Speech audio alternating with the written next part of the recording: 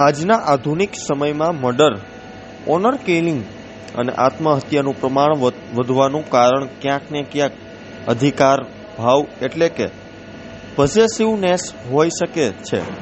કારણ કે લોકો વધારે પડતા ઈર્ષા, આક્રમકતા, સહનશીલતાનો અભાવ, અસલામતીનો અભાવ, લાલચ, અહમનો સંતોષ વગેરે જેવા ભાવને સંતોષવા માટે થઈને લોકો અધિકાર ભાવ ધરાવતા હોય છે.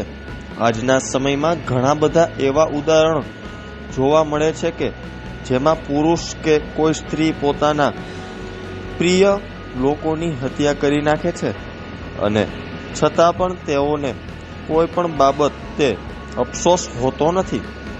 તે અફસોસ ન હોવાના કારણે લોકોમાં માનસિક રીતે વિકૃતિ જોવા મળે છે, જે લોકોમાં માનવતાની કક્ષા ખૂબ જ નિમ્ન હોય છે.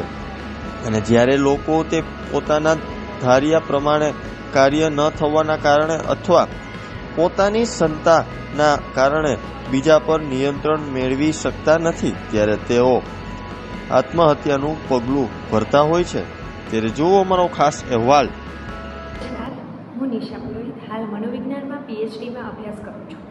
સામાન્ય રીતે આપણે અત્યારે ઘણી ઘટનાઓ જોઈએ છીએ કે જેમાં કોઈ વ્યક્તિ છે પોતાના પ્રિય પાત્રને એટલે કે પત્નીને કે પોતાના પતિને એ મારી નાખ્યો છે, મર્ડર કરી નાખ્યો છે. તો મનોવૈજ્ઞાનિક રીતે આનું શું કારણ હોઈ શકે? તો અતિશય અધિકાર ભાવ કે વ્યક્તિને સામેવાળા વ્યક્તિ પ્રત્યે અતિશય અધિકાર ભાવ થાય છે, એટલે કે પોઝેસિવનેસ, એટલે કે સામેવાળી જે વ્યક્તિ છે એના ઉપર, એની જીવન ઉપર માત્ર ને માત્ર મારો જ હક છે.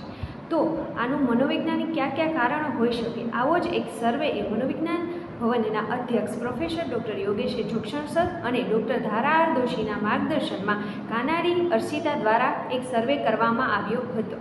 અધિકાર ભાવ ક્યારે ઉત્પન્ન થાય છે? કે ઘણી વખત વ્યક્તિને એવું લાગે કે સામેવાળી વ્યક્તિથી તે ખૂબ નજીક છે, તો આ અતિશય નજીકતાના ભાવ દ્વારા પણ પોઝેસિવનેસ ઉત્પન્ન થાય છે. તો શું અધિકાર ભાવ કે પોઝેસિવનેસ છે નેગેટિવ છે? નહીં. સ્નેહ અને અધિકાર ભાવમાં પાતળી એવી ભેદરેખા છે. ઘણી વખત વધુ પડતું પોઝેસિવનેસ બિહેવિયર એ વ્યક્તિમાં તણાવ ઉત્પન્ન કરી શકે છે અને એના લીધે વ્યક્તિના સંબંધમાં પણ સમસ્યાઓ એ આવી શકતી હોય છે. હવે મૂળ કારણો શું હોઈ શકે? તો સામેવાળા પાત્ર ઉપર વિશ્વાસની ઉણપ. જો વ્યક્તિને સામેવાળા પોતાના પાત્ર ઉપર વિશ્વાસ નથી તો તેનું બિહેવિયર અતિશય પોઝેસિવ હોઈ શકે છે.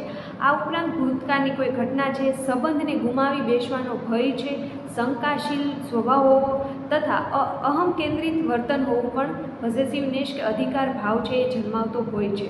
તો આના સૂચનો શું છે? તો સર્વે અનુસાર સૂચનો એવા આપવામાં આવ્યા છે કે કોમ્યુનિકેશન કરો. તમારા પાર્ટનર સાથે તમારી લાગણી છે કે અન્ય કોઈ વાતચીત છે એ શેર કરો એકબીજાને. બીજું છે કે ડોન્ટ કંટ્રોલ. તમે તમારા પાર્ટનરને એટલું પણ નિયંત્રણમાં ન રાખો કે સામેવાળું વ્યક્તિને તણાવ ઉત્પન્ન થાય અને એ તણાવ ક્યાંક ને ક્યાંક ધીમે ધીમે તમારા સંબંધમાં સમસ્યા ઉત્પન્ન કરી શકે છે. આ ઉપરાંત સૂચનોમાં કહેવામાં આવ્યું છે કે સ્વતંત્રતા આપો. કે વ્યક્તિને સ્વતંત્રતા મળશે, સામેવાળી વ્યક્તિને પર્સનલ સ્પેસ મળશે તો તેનું પર્સનાલિટી, પોતાનું જે વ્યક્તિત્વ છે એ પણ ખીલી ઉઠશે. આ ઉપરાંત જોયું છે કે ઘણા સૂચનો છે જ્યારે મનોવૈજ્ઞાનિકો દ્વારા સલાહ પણ આપવામાં આવે છે. તો જ્યારે કોઈ સમસ્યા સંબંધમાં વધી જાય છે તો કોઈ મનોવૈજ્ઞાનિકો દ્વારા તેમના સૂચનો લઈને પણ તમે આ સમસ્યાને દૂર કરી શકો છો. Thank you.